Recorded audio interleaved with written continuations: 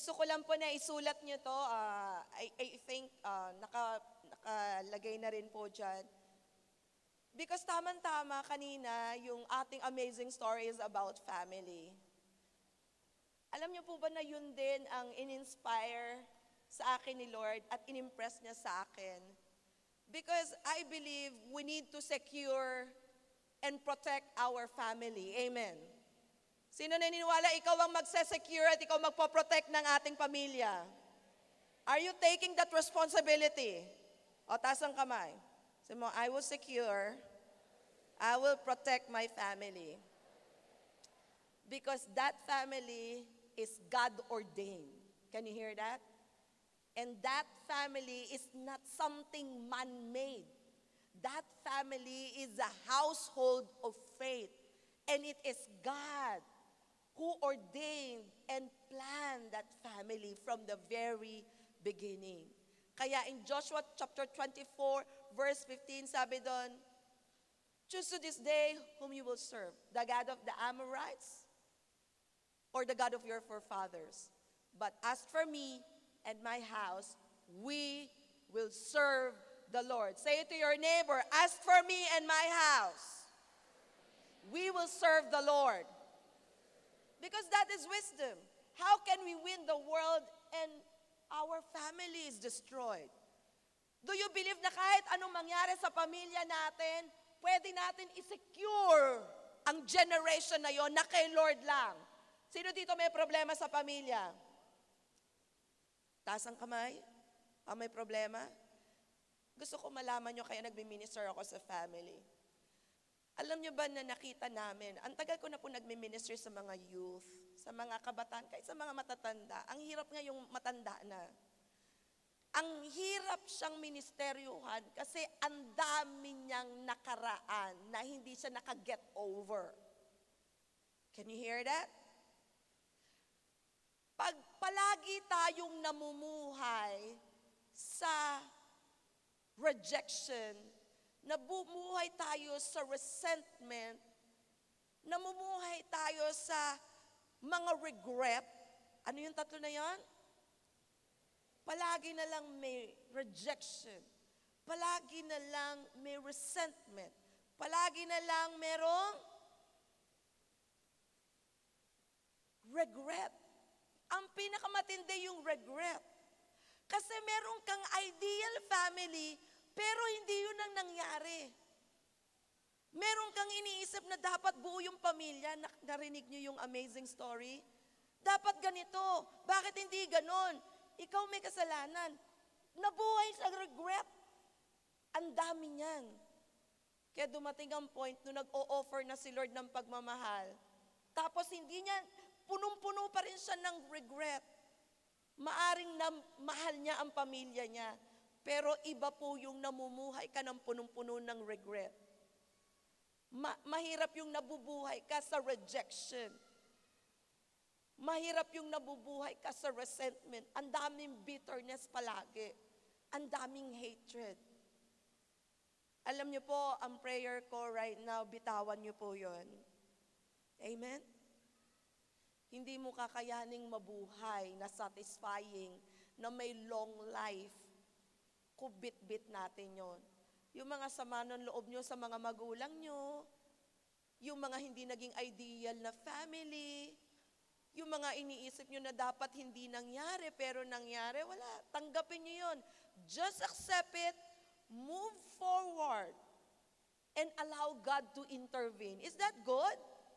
And forgive everything and anything. Forgive yourself. Forgive other people. Marami dito hindi niya kayang patawarin ang sarili niya. Sinisisi niya ang sarili niya. Ngayon, I want to minister to you right now. You are forgiven. And you can move forward. Masyado nang matagal yan. Hindi nakakabuti yan sa iyo. Amen? Parang yung isang kidney na dumating ang point na damage na, hindi na nagpa-function ng excretory system. Mukhang hindi na kaya maglabas ng dumi. Alam nyo naman, kahit i-dialysis yun, may ilang certain days lang, o certain month, o certain year, mamamatay na yon kasi may malfunctioning na. Baka sa atin dito, hindi na nagfa-function ang excretory system with regards to spiritual life. Sino dito ang daming garbage? There's no such thing as garbage in and garbage out. When you put garbage in, you become a garbage bin. You put in more garbage, you become a dump truck. More garbage, you are a dump site. So what you are right now? A garbage bin, a dump truck, or a dump site? Are you getting it? Are you getting it? Na kahit palitan ng dugo mo, hindi na sasapat. Sino dito willing, because of the blood of Jesus, sapat na yon para maayos ang buhay mo yung nakaraan. Come on, somebody, sabi ni Bert Pretorius. Is that a good deal? Sino dito magtatas ng kamay, I'm done and over. I'm out. I'm good. Tinanggap ko na yung blood ni Jesus sapat na para ayusin ang buhay ko. Can you hear that? Tapusin nyo na yon. Kaya yung ba't kita mo yung katabi mo, ang lungkot-lungkot. Wala, nag-iisip na naman yung nakaraan. Sana. Sayang. Lahat kinakanta. Sayang. Ngayon lang tayo. Lahat, pati na pang-asawa niya, may regret. Bakit di ako? Ayun, ni-reject siya. Lahat ng kanta, jukebox select. May Lola playlist. Are you getting it? Yung palaging tulala. Maraming palaging pelikula. Sino dito ngayon, I'm over. I'm done, I'm out. I believe the grace of God is upon me. I believe the blood of Jesus restored me. Amen. Amen. Sapagkat hindi natin mawiwin ang bansang Pilipinas, hindi natin maaayos ang bansang Pilipinas, kung tayo mismo sa loob ng simbahan ay dala natin yung mga garbage na yon. Sabi mo sa tabi mo, you are not a garbage bin. You are not a dump truck. And you are not a dump site. Sinabi niyo ba sa katabi mo? Sabi mo, kung ikaw man yon, sa pangalan ni Jesus, malinis ka na. Sa pamamagitan ng dugo ni Kristo. Amen. Do you believe that the blood of Jesus have already purified us from all our unrighteousness? Amen. We just need to believe in God. Kaya palagi natin kino-confess talaga na we love God. I am a child of God. I believe in the grace of God. I believe that God loves me. And I believe God has a design for me. And I believe God has a greater plan for my life. Because I am blessed and I am favored. Amen. Okay? Happy ba kayo doon? Okay. So, number 1. The secure and protect. Ididikta ko lang po to sa inyo. Life and death is in the power of tongue. So be careful. So huwag kayo magsasalita ng hindi maganda sa mga pamilya nyo. Anything you say will be used by Satan against you. That will be an entry point to your family. Amen. Amen. Naalala ko, si Pastor Cesar po napakagaling sa ganyan. Binigyan nga po kami ng example. Alam niyo po sabi niya, minsan daw si Claudia Castellano, syempre pag nagbibiyahe, alam niyo po talagang kahit ayaw mo kumain, napapakain ka. Pag nagbibiyahe, para kang nadadagdagan ka ng weight. Paupo-upo sa aeroplano, paupo-upo sa conference, parang palagi ka nakaupo. Tapos mamaya naman, pag minsan ka lang tumayo, kakain ka naman. Diba? Parang lalaki ka. Minsan daw si Pastora Claudia sabi niya, oh, I increased 5 pounds. Sabi ni Pastor Cesar, no, that's wrong. I'll buy you another weighing scale. Alam mo si Pastor Cesar, funny siya, pero ganun niya talaga nire-reverse. Kasi sabi niya, may authority daw yung word na sinasabi natin. Kaya pag pangit na, wag nyo nang ipamukhang pangit, pagandahin nyo na. Are you getting it? Wag nating hayaan na magkaroon ng entry point si Satan sa pamilya natin. Alam nyo na, may problema sa loob, imamagnify nyo pa. Wala na yung pag-asa. Kung magsalita tayo, kaya nangyayari yun. Sino makikita nyo, imposible, ay naku, mababago lahat yan. Just in time. Hanggat naririto ako, magkakaroon ng kaayusan ng aking pamilya. Ay, ang tatay ko, nagpapanggap lang yan na babaero. Hindi talaga yan. 'Di ba? Ang pamilya ko, mga eredero at eredera talaga, hindi lang halata. Pero lalabas siya. Amen? Pero tayo, alam mo, mahirap tayo. Alam mo, yung angkan natin, mahirap talaga. Kaya project na project ka talaga, hindi ka na magtatapos ng pag-aaral. Feeling mo, yun na yung future mo. Sino magsasabi na, Nay, the next tycoon, businessman? Kaya Nay, maaga akong gumising, kasi alam ko, ako yung matinding businessman na susunod. Kaya hindi ako tulog ng tulog. Sino dito mahilig matulog? Wala. Mukhang nangangarap ng wala. Pag alam nyo kayo na yon, iba galaw nyo. Amen? Hindi pa kayo yon, iba na. Alam, ako personal experience ko, nahirapan ako mag-aral noon. Okay? Minsan, walang pang tuition, na-experience ko rin yon. Minsan kulang yung mga pambaon, experience ko rin yon. Kaya ako, ang galaw ko, hindi yung pampaubos ng pera. Sabi ko, ako one day magpapa-scholar ako. Yung iba kasi sa inyo, wala nang ang pera, kung gumastos pa, pampaubos ng pera. Yung pag may bagong damit, bibili agad. Porma muna ang inuuna. Hindi ba yung galaw na, eto kasi ako, kaya ako marunong ako dapat humawak ng pera. Alam mo, lahat ng fashion, lilipas yan. Hindi pwedeng lahat ng fashion sasabayan ko. Yung iba sa inyo, lahat ng fashion. 'Di ba? Kaya merong passion talaga na dumating ang point, nagkakaroon ng hirap sa pagkakaroon ng resources. Sino dito, ang galaw mo pang businessman? Ang galaw mo pang patapos ng pag-aaral? Amen? Mahirap naman, I declare I will finish my study. Ay, anak, late ka na. Classmate, paano naman Assignment naman dyan, please Wala hindi pwede yung ganon. Okay? So, pinapakitaan ko kayo ng both sides. Can you hear that? Kahit sabihin mong life and death is in the power of tongue, dapat merong faith without works is dead. Amen? Hindi ibig sabihin kasi nung sinasabi natin na basta maging positive lang tayo, dapat kita sa galaw natin. Are you getting it? So tell it to your neighbor, life and death is in the power of tongue. Kaya mag-iingat ka sa mga sinasabi mo. Amen? Sino dito, ulitin ko, sino makakatapos ng pag-aaral? Sino magkakatrabaho na magandang trabaho, pero eventually mag-open ng business? Sino dito magkakaroon ng maayos na pamilya? Godly na asawa? Hindi basta-basta. Amen. Hindi pwedeng basta-basta lang.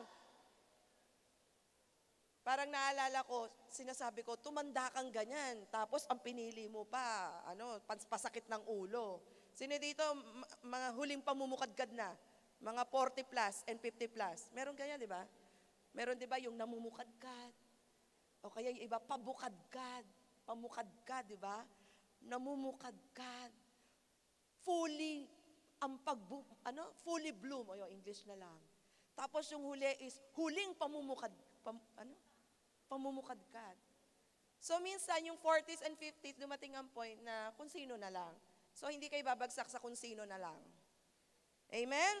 Taas ang kamay, sabi mo hindi basta-basta ang mapapangasawa ko. Bigay ni Lord ang mapapangasawa ko. Amen? Kaya walang ligawan sa Facebook. Sabi mo kung gusto mo akong ligawan, eye to eye. Kasi your eye is the doorway to your soul. Kitang-kita ko pag nagsisinungaling ka sa akin. Is that an amen? Pero sa Facebook, meron lang emoticon, sapat na. May flower pa naman doon. May heart pa naman doon. Meron pa naman doong mukha na may heart pa. Tapos may smiling pa. So lahat ng emotion nandun na, pero bola lang yung pag hindi humaharap sa'yo, duwag yan. Hindi kayang kayang buhayin at lalong hindi kayang kayang panindigan. Amen! Kaya dapat yan, mga declaration nyo yan sa buhay nyo. Okay ba yun? Ba't dito hindi masyado makapag-amen? Mga nasa taas, amen ba kayo dyan?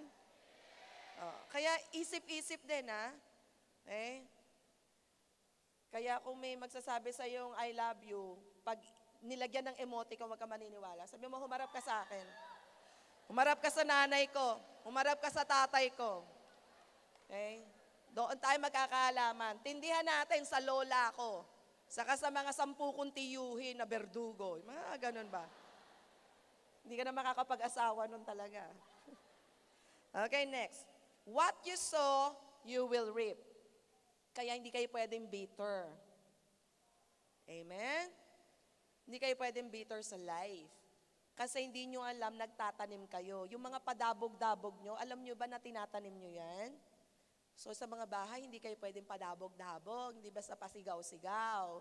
Kasi tinatanim nyo yan sa loob ng inyong tahanan. Are you getting it? Amen? Sinito parang nagagalit pa sa magulang.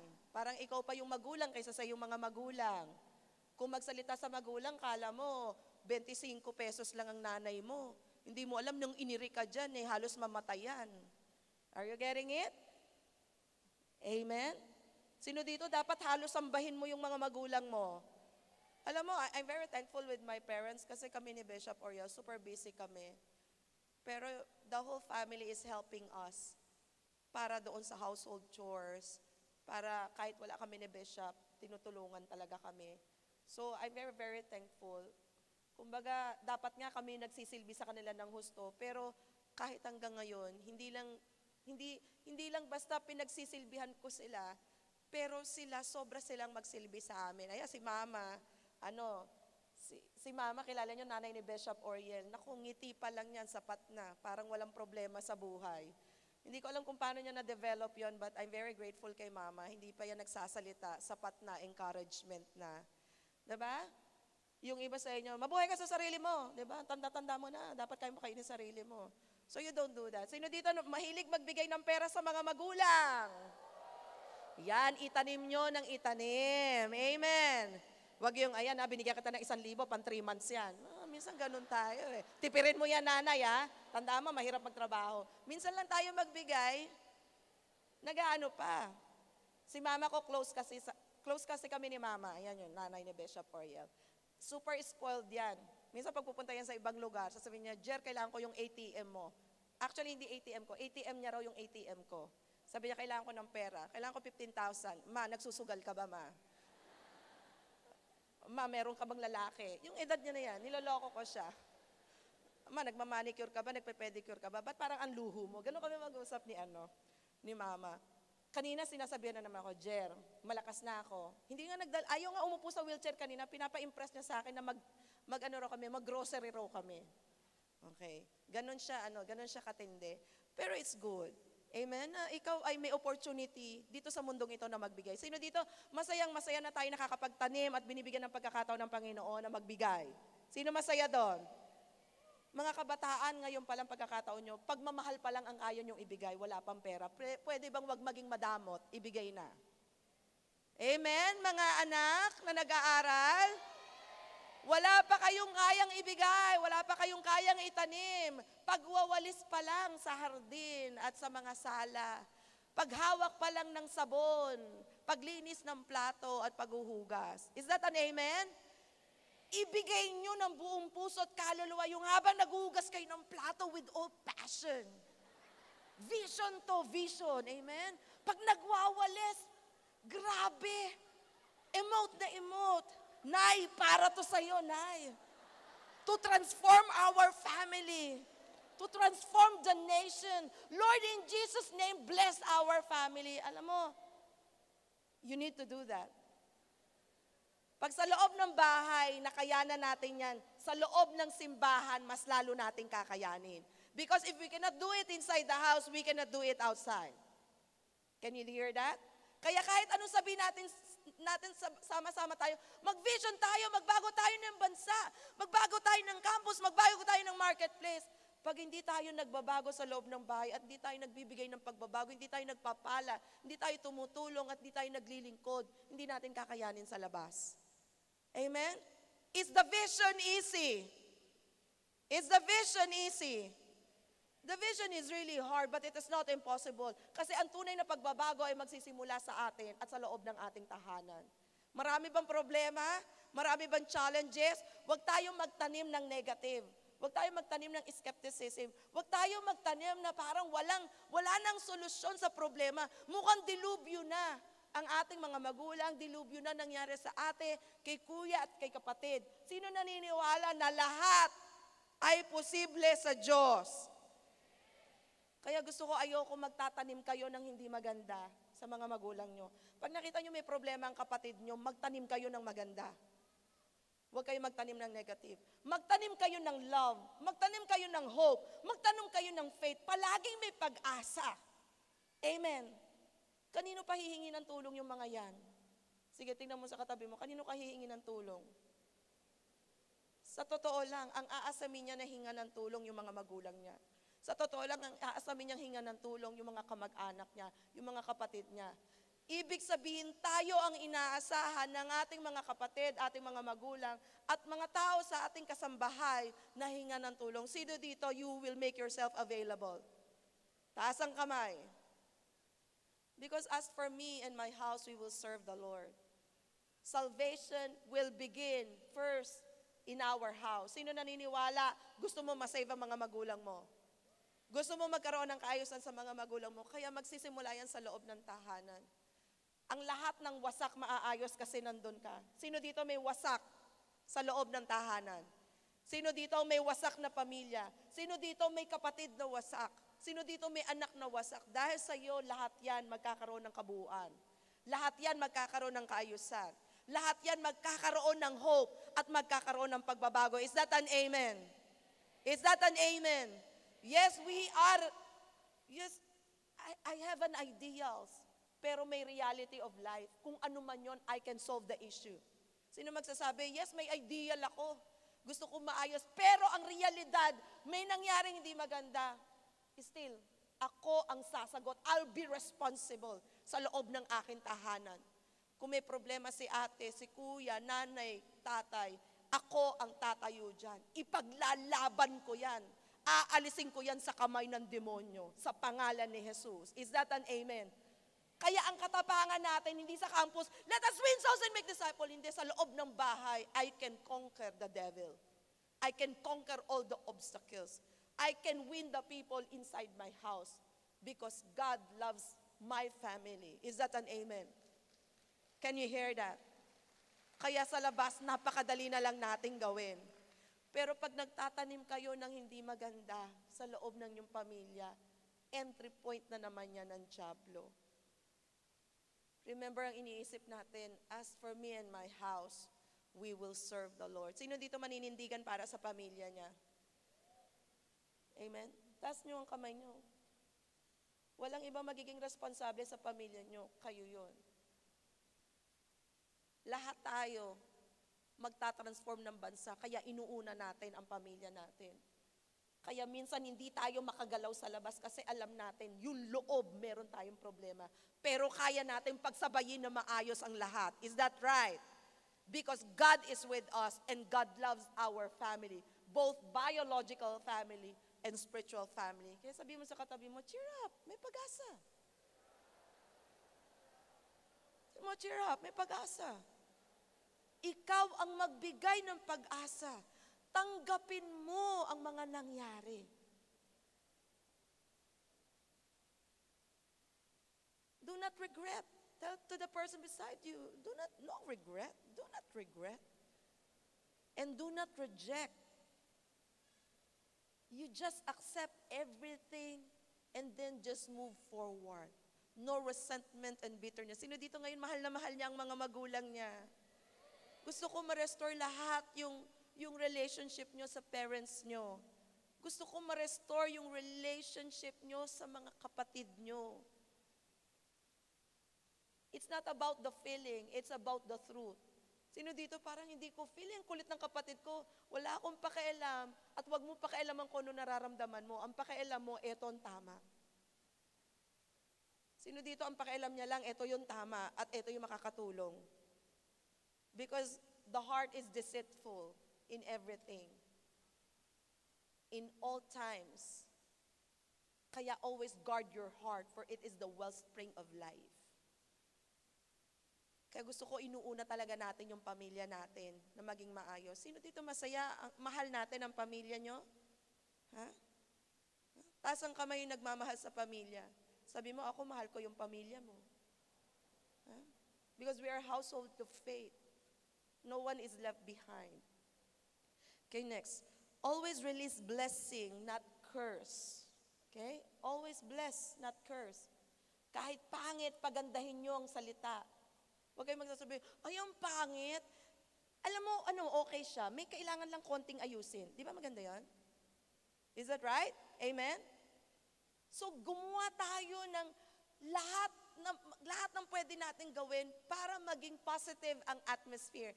Alam niyo ba, pag positive ang atmosphere, yung growth rate niya mataas?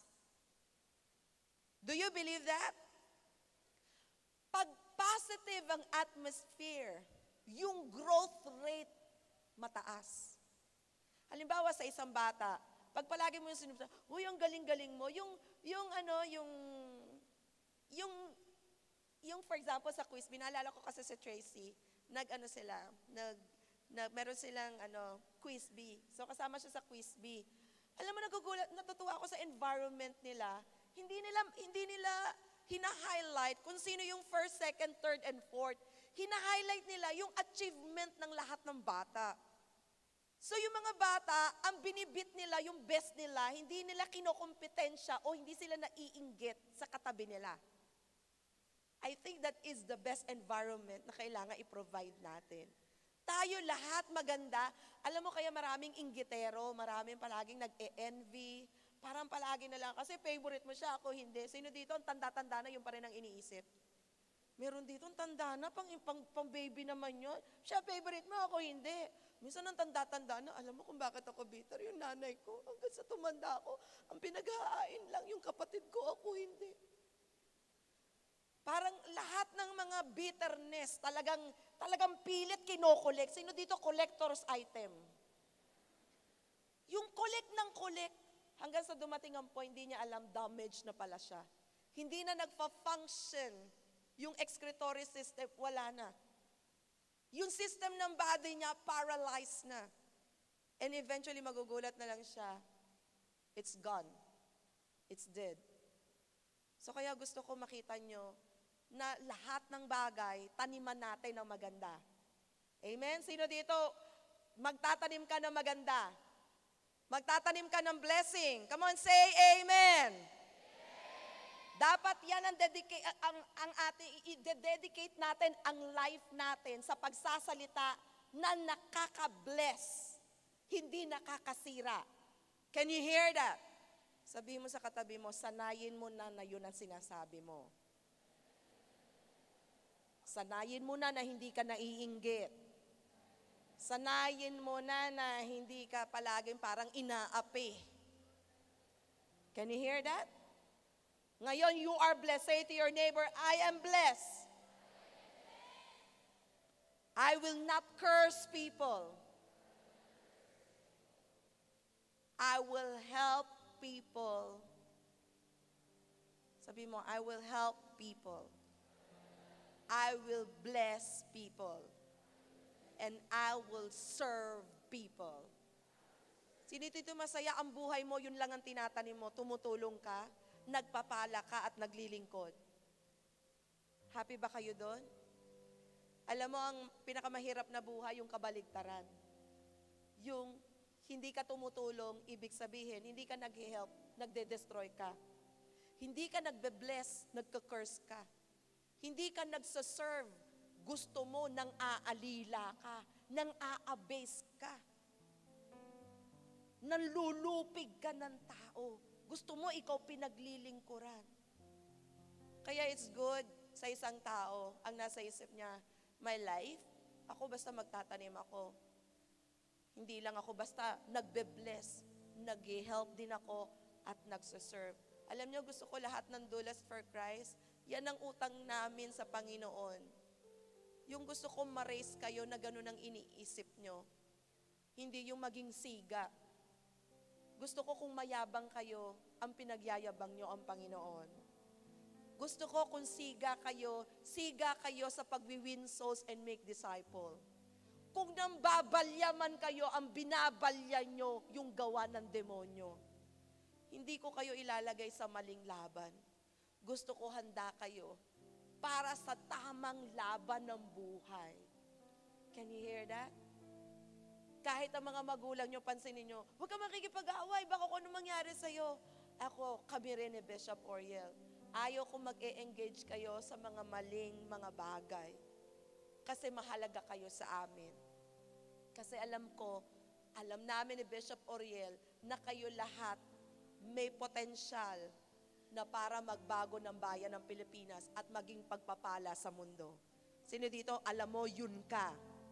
Sabi mo, ako magbabago ako ng Pilipinas. Kaya ginagalingan ko sa pamilya ko. Pag nagbabago tayo ng Pilipinas, yung pamilya mo, inaayos mo, right? Sino dito mag-aayos ng pamilya? Sino dito magtatanim na maganda sa pamilya? Pag napapasigaw, behave. Gusto magsalita ng pangit? Behave. Masyadong yung temperament, hot-tempered. Relax. Cool. Breathe in. Breathe out. Sabi mo, palagi ka na lang galit. Mas maganda yung palaging mabait. Sabi mo, sanay ka ng palaging galit. Alam mo, pag nakikita tayo, palagi ka na lang may sama ng loob. Alam mo, tingin ko, mas bagay sa'yo na walang sama ng loob. Sige, kaibigan mo yan, kilala mo yan. Tama? Parang pambira naman yung ate ko, pambira naman yun. Ngayon, alam mo, mas bagay sa'yo yung gentle. Sige, i-try mo. Kaya mo yan. Sige, tutulungan kita. Is that right? Sino dito yung katabi mo kayang maging gentle? Yung katabi mo kayang maging kind. Kaya maging loving. Kayang-kaya maging serving. Amen? Sino dito committed ang buhay niya para tumulong? Committed ang buhay niya para magpala. Committed ang buhay niya para maglingkod. Una sa pamilya at kaya natin yung gawin sa labas. Amen? Number 5, always release life, not death. Number 6, always release breakthrough, not barrenness and limitation. So, ibang level na to. Sa loob ng pamilya natin, nag-e-encourage tayo na kaya mo yan. Tutulungan ka namin. Team ba? Right? Sa loob ng pamilya, ka-team natin. Kaya alam mo sa labas, mabilis na lang magka-team. Sino magsabi sa nanay mo, Nay, pagbubutihin ko pag-aaral, galing mo pagluto kahit sardinas lang yan, okay lang yan. Di ba? Kahit tuyo yan. Kahit sabaw tubig lang yan. Nung bata kami, sabaw tubig, tapos may konting ketchup, tapos maliit na tosino, okay na yun, di ba? Right? Pero masaya. Kaya alam ko yung yung pagkain na sabaw tubig, tapos ketchup lang, tapos yung 1/4 na tosino, tapos share na kayong lahat. Right? Pero kaya mo, Nay, team, ngayon lang yan, Nay.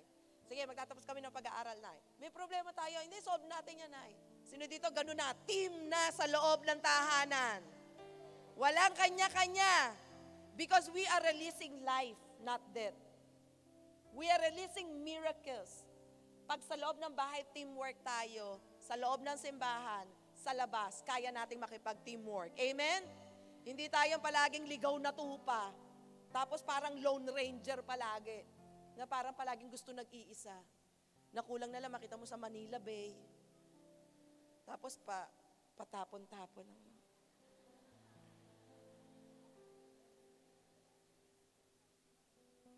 Ngayon, iba na tayo.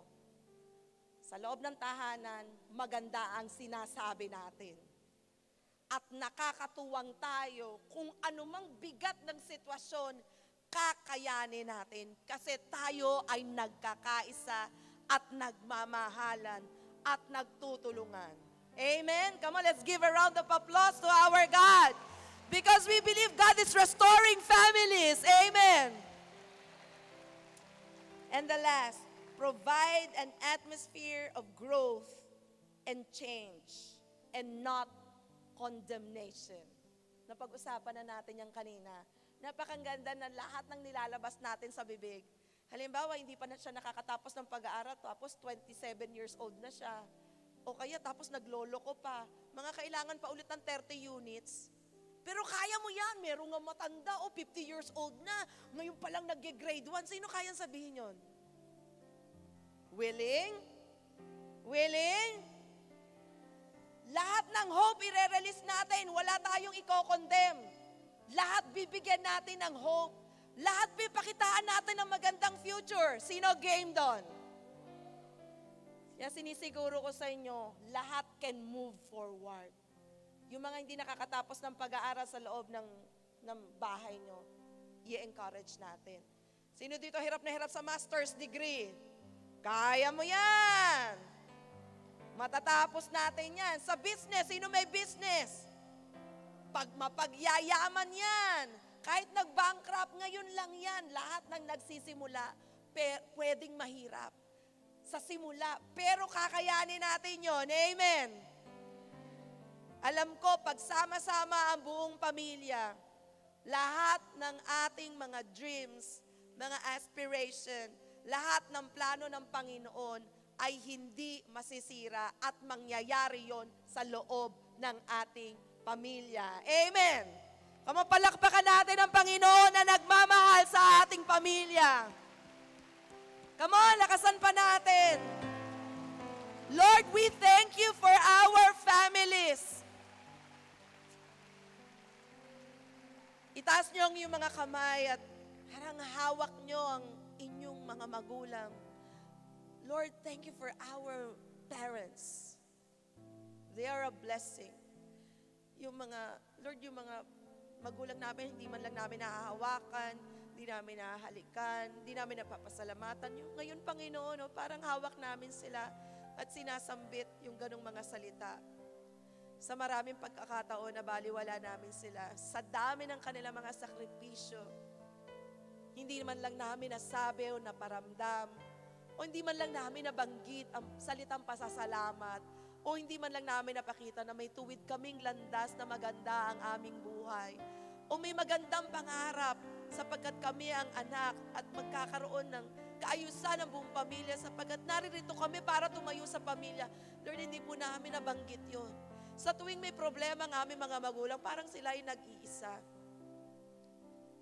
Parang sila lang ang responsable at minsan nagre-rebelde pa kami pag hindi nangyayari ang aming kalooban, kagustuhan. At kung sila ay nagkamali, kitang-kita namin. At parang yung pang nangyaring kaya nagre-rebelde kami. Ngayon, Panginoon, nagre-repent po kami. Kahit sa mga kapatid namin, sa mga anak namin, nagbibigay kami ng bagong simula. Nagbibigay kami ng panibagong pangarap. At kami katuwang doon sapagkat aanin namin ang kaayusan ng aming buhay kung ang buong pamilya ay wasak. Aanin naman namin ang sarili namin na success kung hindi naman kasama ang mga tao sa loob ng pamilya. Kaya ngayon naniniwala kami na mayroong pagbabago. Alam namin mahirap kasi hindi lahat kaya naming tanggapin. Pero pag tama, gagawin lang po namin yun. Hindi naman kailangan maintindihan namin lahat eh. Alam lang namin na yun ang tama. Sisimulan namin kahit sa kaunti naming kakayanan. Pero alam namin na sa maliit na move na yon, magkakaroon kami lalo ng magandang adhikain towards a certain goal to build our family up into a household of faith. A family that we can say all together that as for me and my house, we will serve the Lord. To change a nation, we need to change the family. And to change a family, we need to change as a person. And so we claim change and we claim salvation. We claim through the blood of our Lord Jesus Christ that redemption, renewal, and restoration will come upon us and will come upon our family and to the nations of the earth. Father, we thank you for your word Lord, salamat sa pag-heal sa aming family. Salamat sa pagbe-bless sa aming family. Lahat ng blessing na kanina sinabi namin, we receive it, Lord, para sa aming buong pamilya. Hindi lang para sa amin as individual, pero sa buong pamilya. Kine-claim namin ang presensya mo sa aming pamilya. Kine-claim namin na ikaw ang Diyos ng aming pamilya, na wala nang ibang kasagutan sa kung anumang problema. Alam namin, ikaw lang ay sapat na. You are more than enough.